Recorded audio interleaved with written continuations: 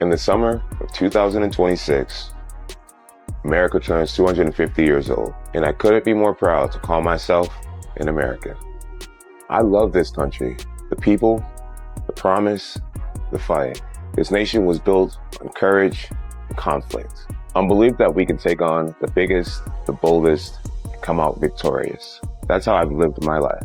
I can't help but think, what a better way to celebrate America's fight than for its best fighters to put it on full display. To remind the world who we are, not just a country of words, but of warriors. Maybe somewhere iconic, or maybe on a certain someone's lawn. All I know is I'm fueled up, fired up, and ready. God bless the United States of America, and God bless the fighters who carry its spirit. Jon Jones just dropped one of the most surprising promo videos of his entire career, a bold, all-American style hype piece centered around a potential UFC event at the White House. In the video, Jones passionately talks about why this moment matters, not just for him, but for the growth and recognition of the sport itself. No other fighter, not Tom Aspinall, not Alex Pereira, has ever taken this kind of creative control before. Jones manages to dominate the conversation and energize fans without uttering a single negative word, proving once again that he knows how to own the spotlight. Alex, you're looking great. Who do you want to fight next? Jon Jones, watch your house. Sherma. John, what do you have to say about that? You want to be on a White House card. Who do you want for that? I like to fight Alex Pereira. I feel like he's incredibly respectful. I feel like he's a household name. Everybody knows who he is. He's a champion. He's in the conversation of being one of the greatest fighters of all time. I just think it would be a blockbuster. I beat many Brazilians. It generates so many millions for the sport. Message couldn't be clearer. Jon Jones wants that main event spot, and he's making it known that he's earned it. His latest move has sent shockwaves across the MMA world, putting Dana White in a difficult position. By combining his star power with the patriotic spotlight of a potential White House event, Jones is applying serious pressure. While the UFC seemed to be creating distance after he withdrew from the Tom Aspinall matchup, Jones is proving that his presence still commands attention and that his influence inside the sport remains undeniable. Jon Jones says he wants to be on there too, and he says he would fight whoever the champion is at that time.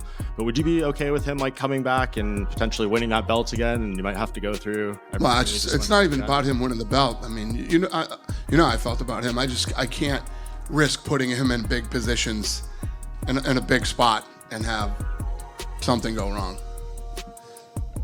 Fair enough. Yeah, especially the White House card.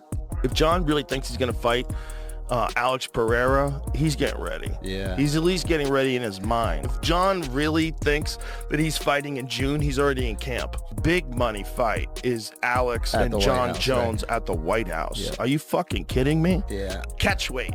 Make it 225. You know, Alex still is the light heavyweight champion. Make it a catch weight fight. You don't have to be for a title. Make it the bad motherfucker upper edition. You know, you have the BMF belt for 155ers. Who's the real BMF? Yeah. You know, do you think one of those guys could beat Alex Pereira? You think you get a 155-pounder in there against Alex Pereira? Does Max Holloway survive against Alex Pereira? No, shut the fuck up. Imagine that Jon is preparing. Because, like, Jon has different places to train. You know, he doesn't just train in one place. Yeah. But I could imagine he does a lot of weightlifting, too. He put on a lot of, like, real muscle mass when he went up to heavyweight. Yeah. I think my most immediate goal is to try to be on the White House card. I'm giving Dana his space. You know, Dana has changed my life. The way things went down, I was wrong. I wish that I could see him face to face and just apologize to him. And when he's feeling me, I think I'm one of his favorite fighters. When he's not feeling me, I'm probably the reason why he has a ball. Jon Jones was on a podcast. What is the name of this podcast? It's called No Scripts Podcast. No Script. You big fan? Huge. The No Scripts Podcast. Jon Jones was on this podcast. I guess it was over the last couple of weeks. It was clearly around the time that he was in Nashville for the Dirty Boxing event because he's wearing similar clothing. He talked about a few things, and I did want to shine a light on these things. First, let's play him talking about the Dana White situation and how it was all handled, the offer from Tom, and his desire to make amends. Here it is. Take a listen, and then we'll react. I think my most immediate goal is to try to be on the White House card. Okay. And you talking to Dana? How's he feeling? You know, I'm giving Dana his space. You know, Dana has changed my life. Yes, he has changed my life. He's changed my children's lives. Yeah. And I'm forever grateful to him. We had a verbal agreement that didn't go over well. Please pause right there. Pause right there. A verbal agreement. Remember, there was some reporting by a handsome fellow. I forget his name. Name escapes me. Who said on multiple occasions that Jon Jones gave his word to the UFC when they got him the $30 million that he was asking for, and then a couple of days later he reneged. Actually, Chael's version of the story is actually quite accurate. He was feeling himself at the time. He was getting some nice little reality show offers, and he's like, you know what? I don't need this money. I'm getting, a pretty penny to do this stuff. So here he is. Dana confirmed it, if you recall, back in June when they officially moved on. And now here's Jon confirming it. And as I've said multiple times, never came out and refuted it, regardless of what his fans or people may say about me being a quote unquote Jon Jones hater, which is not the truth. I'm just telling you exactly what. Jon Jones is making one thing clear. He's reminding Dana White and the entire fight world that he's still the biggest American star the UFC has ever produced, and that he deserves the spotlight on the biggest American stage in UFC history. Meanwhile, Alex Pereira has kept the pressure high, calling out Jones ever since his knockout win over Magomed Ankalaev. Pereira is ready for the super fight, even hinting that he'd move up to heavyweight to make it happen. Now, with Jones dropping this bold, patriotic promo, fans are convinced Dana White can't ignore it any longer. The demand for Jones. Yes, Pereira is simply too big to deny. Card's got to be the biggest fight. Can't be Jon Jones. He's a flake. Jon really wants on the card. Jon apologized. He went to Dana White in a text message, and Dana said, hey, I didn't like how this whole thing went down with Aspinall. I thought that we had an agreement. I'm not cool with that. Jon came to him and apologized. Tremendous compliment Dana gave Conor, which was to say, man, I can count on him. There would be no belts. You're going to tell me because of the placement of a card that we're going to bring in a certain star power, of which Conor is still the guy. Within the placement of the card, and because it's so big, but it's not going to get a title fight. I just get a little confused on the whole thing. Does he fight in 2026? True or false? Well, he's talking so much smack about Tom. He doesn't have the money to not. He doesn't have the money to walk away. He doesn't have a choice. I mean, that's why did he walk away to begin with? He was offered $30 million. Yeah. He asked for 30, and he got that. Yeah. No, and now he's apologizing. Yeah. No, I don't know. He miscalculated that one. Yeah. He did that thing with Nate, and they got $300,000, and it took 30 days, and so all of a sudden he's like, "Well, if I can make $300,000 in 30 days, and I can do this every 30 days." Sure. No, I mean, sometimes explaining very basic things it can be tough, but will he fight again? Yes, I believe so. And I think there's some real legs. Look, if you're the UFC, the last thing you want to do is empower a dude that you can't count on. And by the way, it ties back into my theory to whoever's keeping him out of the rankings. Like there's something afoot there. Can't wait to see you compete the White House. Can't wait to see it. I know. I really hope it happens. Dana, bro, please. I'm training. I feel great. I'm healthy. And I'd be so honored to represent our country and do what I do best. He never refuted it. Now here he is confirming it. So I appreciate that. Please continue. Nothing was finalized, but I do admit guilt. Not guilt, but I was wrong. You'll make it right at the White House. The way things went down, I was wrong, and I wish that I could see him face to face and just apologize to him, and so that we can let bygones be bygones and get back to making some major money for the sport, and really entertaining these fans. He's a businessman, and there's no doubt that you are his favorite fighter of all time. There's the memes of it. He loves you. It's a matter of time. When he's feeling me, I think I'm one of his favorite fighters. When he's not feeling me, I'm probably the reason why he has a bald head.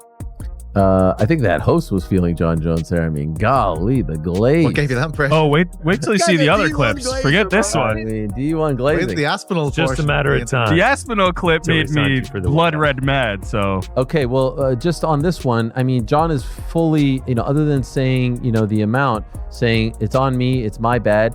A little surprising. It's what, 5 months later, and they haven't met. They haven't talked. Jon Jones described the idea of fighting at the White House as more than just another bout to him. It's a historic moment that transcends championships. He spoke about representing America, elevating the UFC to a stage it's never been on before, and turning the event into something truly iconic. Within minutes of the video dropping, it spread across social media like wildfire. And now, with hype for a potential Jones versus Pereira showdown hitting new heights, All eyes are on Dana White to see what move he makes next. You said Jon Jones called you. Well, it wasn't a conversation. He reached out to me and apologized, saying, listen, sorry how this all played out or whatever. You know, I want to fight at the White House. I'm serious about that. Has that changed your view? No. No, not at all. No. So there's no chance he's going to be. No, I appreciate him reaching out and doing that, but I need people I can count on for this fight, and I know who they are. They've announced this White House UFC fight. Can we expect to see you on the card? I can't promise anyone anything, but I have very strong feeling that I'll be on that card. It's going to be historic. But who would you take on? Who would be your dream opponent? I would want to take on whoever's holding the belt at the end of the year. Any possible names you think? Well, no, I mean, as of right now, the champion is Tom Aspinall, but we'll see who's the champion at the end of the year. Be only fitting to have an American guy fight for the championship that night. I'd be willing to put it all on the line. They're talking about a White House fight card. We got to have some Americans win. I don't like Jon Jones. It's no secret. The whole world knows it. I said, man, y'all better put Jon Jones on there. Because right now, we ain't got one American in the top 10 pound for pound. I said, if y'all want an American dude to go get a victory, put Jon Jones in there. Because he gonna win. That's what he does. They are planning a UFC fight on the White House lawn. July 4th, 2026, there'll be a UFC fight card at the White House. Jon Jones sees that and tweets out, okay, now I'm intrigued to come back. Do you see Jon Jones versus Tom Aspinall happening at the White House? No. I know Jon Jones has re-entered the testing pool. He's allegedly started training again, but I don't believe a word he said. Tell me Tom Aspinall versus Jon Jones wouldn't make sense. It's when they fought for their independence. You'd get all the American fans behind you against the English fans. I'm telling you, Dana White, let's make it happen. If Donald Trump wants it to happen, some tax dollars will go towards. I feel like it's not going to happen. Now it's become Jon versus Tom would be the biggest fight ever at the White House. And even Dana has talked about it, that would be the wish list. Is that something that you even think about? Do you want me to be honest? Please. It has spent 0 seconds in my mind. That's it. I'm not interested, mate. Not interested. And the world shouldn't be interested either, because what's the point? This is false hope. Now, the question is, does Dana White hold his ground? Or does he give in to the unstoppable wave of hype, patriotism, and star power surrounding Jon Jones versus Alex Pereira? Fighters are speaking out, analysts are dissecting every angle, and fans everywhere are demanding that this fight happen. With Pereira campaigning just as fiercely as Jones, the momentum feels almost impossible to stop. If Jones ends up headlining the White House card alongside Pereira, this could mark one of the most iconic events in combat sports history. The fact that Jones initiated all of this with that bold, cinematic promo proves he's not waiting for permission, he's taking charge, pushing the UFC's hand and setting the stage for what could be the ultimate main event. Like it or not, this is Jon Jones at his most strategic, turning pressure into power.